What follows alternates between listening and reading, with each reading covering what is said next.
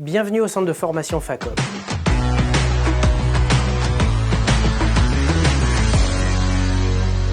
Aujourd'hui, nous allons aborder les notions fondamentales du serrage contrôlé. Sur cet assemblage, on a mis un comparateur, c'est-à-dire un instrument de mesure qui va mesurer l'allongement de la vis.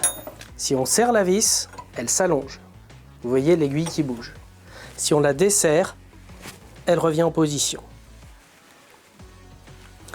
Tant qu'on est dans cette zone élastique de la vis, notre serrage est efficace. La maîtrise de son serrage, c'est l'assurance de rester dans la zone élastique de la vis et donc de ne pas l'allonger définitivement. Car au bout d'un moment, plus on serre, moins on serre. Le problème d'un assemblage, c'est qu'une fois les vis en place, on ne peut pas observer leur comportement. On ne voit que leur tête. Cette vis a été correctement serrée, elle a conservé sa longueur d'origine.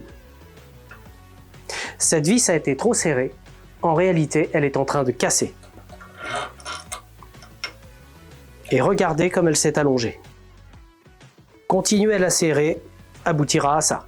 Pour maîtriser son serrage, on va donc utiliser une clé dynamométrique. C'est un outil qui va vous permettre de serrer la vis au couple prescrit par le constructeur. L'unité qu'on va utiliser, c'est le newton-mètre.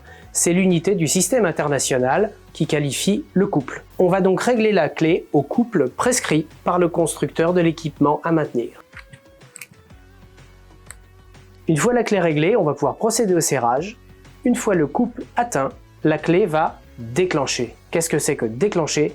C'est émettre un clic et se casser de 5 degrés.